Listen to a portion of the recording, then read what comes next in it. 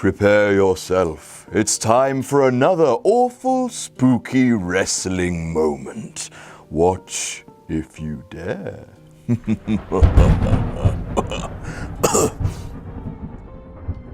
think it's fair to say that Dennis Knight had an unspectacular, if eventful, career in the WWF. He started out in 1996 as Phineas Godwin and won a single tag team championship, but it's not until 1998 where things got really weird and a little bit spooky. The Ministry of Darkness are probably the most infamous spooky stable in wrestling history. They buried people alive, they brainwashed people, they tried to sacrifice Stone Cold, they tried to marry Stephanie McMahon Helmsley.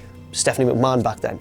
They are probably the most spooky stable in wrestling history, unless you count Team WWF in 2001 during the Invasion angle, who buried far more people than the Ministry could ever dream of. Now, Dennis Knight wasn't an original member of the Ministry. He was actually kidnapped and forced to join by the Acolytes. That's JBL and the guy who says damn all the time. For you fucking millennials out there, learn some WWE history.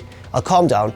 Basically, Dennis Knight returned to our screens as Midian, a sort of brainwashed husk of his former self, bound to do the Ministry's bidding. It was a scary character on paper, but physically, Midian really didn't look the part. He was kind of like The Undertaker's smaller, more out of shape, greasier, stoner younger brother, the sort of guy who'd rather sit on the couch and eat Doritos all the time rather than go and bury somebody alive or throw mankind off the top of the cell. The character kind of fizzled out when The Undertaker suffered injury problems, but have no fear, WWF had something new in store for Midian, and this is where things get really spooky. He came back as Naked Midian. That's Midian wearing only a fanny pack, a thong, and a pair of boots, and he'd run through arenas pretty much naked and interfere in matches, and it was hilarious, lads. It was really funny. It was god awful. It's probably one of the most humiliating gimmicks in all of wrestling, and I thought being forced to hit on every girl backstage at WCPW was bad.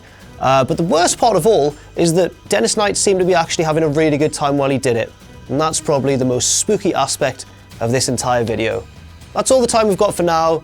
Join us tomorrow for yet another awful, spooky, awful spooky wrestling moment.